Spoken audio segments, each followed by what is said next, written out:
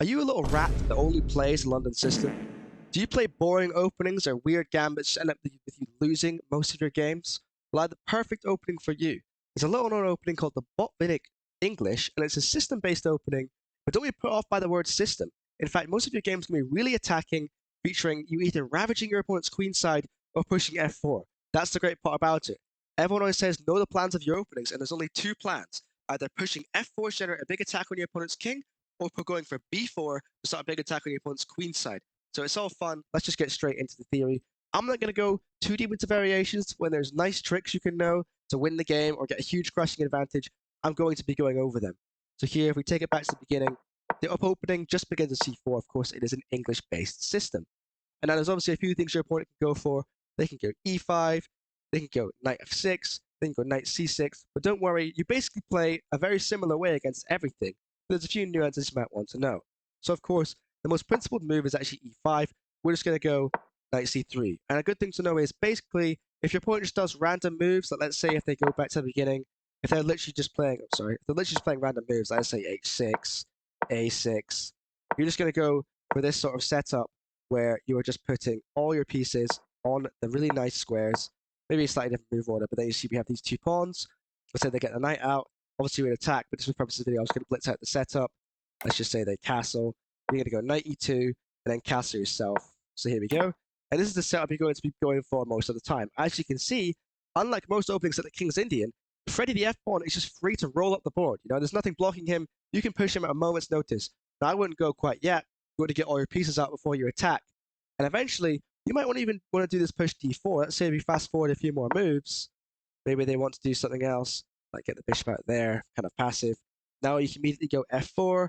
If you feel it, you can go for b4, but obviously prep it with either a3 or rook b1. Rook b1 is a little bit better. And after you rip open the queen side, this bishop just becomes an absolute monster. I mean, that's basically it. There's just two plans. It's quite simple. If your opponent plays randomly, you're going to get everything you want. Instead of being, oh, no, what's my theory here? My opponent's played something weird. I don't know what to do. No, you instantly have. There's two plans you know what to go for. So let's go dive a bit deeper here and look at a sort of standard position. So how do we get here? So e5, the most principled response. You're just going to go in knight to c3 always, basically against anything black does with this e5 thing. So we're just going to go e4. You're thinking, wait, doesn't that leave us open? It does. So you can't pre-move this setup. You're going to have to be a bit smart here. If they go bishop here, you can see, activating your monkey brain, that this is actually attacking the pawn. So of course, you just play e3 here, and this bishop is basically an absolute bozo sitting on the square. This bishop isn't going to do anything the entire game, and in fact, you're probably going to win it in most cases. You might not even want to win it because it's so bad, but it's always nice to grab that bishop pair, and you can gain a big initiative here. So if I just show you a quick sample line, of course, they're probably going to go knight c6. You're going to go knight to f6, obviously, no, knight to f3, sorry. Obviously attacking that e4 pawn. They can defend it with the knight. Obviously runs into a little center fork trick. Yeah, I mean, you get the picture. So they're probably not going to do that. In my experience, most people like to defend this. Most people like to defend this with a pawn, but that leaves you open to this bishop just getting hit. You can immediately strike with d4. So again, I mean, this is probably pretty simple to you. You just blocked off the bishop. Now you're kicking it out. If you're a Sicilian player, this is quite similar to the Balthor attack in the Sicilian, which you might want to learn one day. I don't play the Balthor attack, but this is for playing against it. If your opponent decides to capture, it's actually even worse. You know, these monkey brains at lower level basically like to snap take everything they can. So if they decide to take, you of course capture back. That bishop's going to have to move, obviously, it's hit. So they have two squares to go to. They have bishop b6, which is kind of natural. They want to stay aggressive with the bishop to b4. You can just check them. Boom, check. Of course, they're going to block with the knight. If they block with the bishop, you're going to say, thank you for the free piece. I just knocked my water off my desk. If they decide to block with the knight, now things do get quite interesting. As you can see, we immediately have this move, d5. They say PP on the PP. Put pressure on the pinned piece. They can try and weasel their way out, trying to play something like, oh, I have a check. I'm going to check. Just take back. This knight is still pinned. And they have to find a really weird move. I believe the move here is b5. But again, you're just going to take that free pawn. I mean, this is just terrible. Like, where's the knight even going to go? They can go here, and then you're going to have massive pressure on this pawn for the whole game. And your opponent is basically completely out of theory. Actually, more on that theory subject, you go c4, someone's like, oh, Gotham Chess told me that to play against c4, play against the same way as d4. So they're going to blitz out their Nimzo Indians, their Kings Indians, their Queens Indians, their Boko Indians. It's a lot of Indian stuff going on, I'm not going to lie. But like Queen's Gambit declines, oh, Queen's Gambit is coming. Let me play my Queen's Gambit decline repertoire that with 10 10,000 variations I just learned on chessable. Let's go. But you're like, So they go knight to f6, going for some sort of Indian game. We're trying to get their very theoretical names are Indian. You go knight c3, they're practically licking their lips. They think they're going to get their theory. You go e6, and then you shock them. e4. So if they're like, sod it, let's just go for my names are Indian anyway. Well, what's even the difference? Go here, the difference is this pawn hasn't moved. It's not a pin. You can actually just go e4. This knight can't even go here because obviously knight's not pinned. You would just capture. Knight's going to have to go back. And they practically lost the game in about 4 moves. So obviously your opponent doesn't want to do any of this. So this is a great opening for getting your opponents out of any prep they have.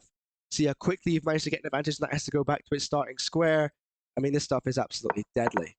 Let's say you're just going for standard setup. They're fighting you in quite an accurate way. Again, this is just like a reverse Sicilian. So basically, you're basically playing a dragon, and they're almost going to be playing against the dragon. But you're with white, you're going to move ahead. You have all these sort of advantages based on that as well. And the positions are going to be slightly different. So you're just going to continue with your standard setup. They probably will too. Let's go knight here. And if you go g3, they go d5. Like, what? Zach didn't teach me this. My opponent is striking back in the center immediately. I would say, don't worry about it. The c-pawn's here for a reason to take anything that comes to d5. So, of course, not going to take with their queen out of blundering one move. They're going to take with the knight. And after this, you go bishop g3. And let's be honest, they're probably going to snap take. The best move is knight b6. But even there, the knight is kind of weirdly placed. They've got to maneuver it to squares like e5, c4. It's too positional for these guys to even understand, let's be honest. They're probably just going to take. And if it takes, you've got a very simple plan of just basically building up on light squares. But actually, you can even go a step better than that. Let's say black just decides to get the bishop out and try and castle quickly. You've actually got this move rook b1, and now black is under a bit of pressure. If they decide to play a move like knight to c6, in this position, it's always nice to have a rook in the game. You know, your rook is already in the game and fighting, completely up to b-file. If they ever want to move this bishop, they can have a bit of trouble because this bishop is now locked in the square, just defending that pawn rather passively. And now basically, our bishop on g2, which you placed there very early on, is already alive and in the game. So you just love to see that. I think the final thing I'm going to cover is if they decide to just completely copycat you, if they go for a copycat variation. If they decide to copy you, again, you have a simple plan. You have a simple plan almost every position, and a very principled play still. So if they decide to go c5 or e5, then c5, it's sort of a similar thing. You're going to continue with your standard setup. If black decides to copy you, which they might, you know, a lot of players at the level like to black just basically like to copycat your openings. This especially works well against London's system. That's one of the biggest drawbacks of that system is, in fact, if your opponent just decides to copy you, it's just an equal position. I mean, this is quite equal as well, but again, we have a simple plan that I'm going to cover. So just g6. If you guys both decide to fiend cattle your bishops, again, very principle from black, but of course, just copying you, you're going to go with your standard setup. Again, this is complete copycat.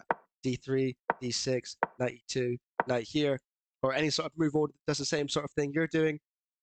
Castles, castles. You're just going to go a3 and immediately go for this move b4. They're probably going to go, aha, now it's time to stop copying.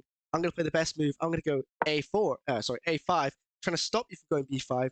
Then immediately you've got a nice move, knight b5. I'm not going to go too deep into it again. The fact is you've got a nice powerful square for your knight. Giving up this square, you're going to just do work, do damage on this queen side, eventually get to expand. So let's go to the engine line, bishop b6, and you got a move like rook b1, again, going for this b4 idea. It's very simple stuff. So basically, that's a crash course in the opening. I'm going to leave the short and sweet for the course I based this on down below. If you're really enjoying it, and you may be a bit higher rated, ready to jump into the theory, you can get the full course. I'll also link that in the description. I'm also going to link a few other free chessable resources in the description as well. Hopefully you guys enjoy that. You play this opening, start winning with it, let me know. It's extremely solid. You can play this for your entire life. You never need to do another opening course again. Thank you for watching, and hopefully I'll see you guys in the next one.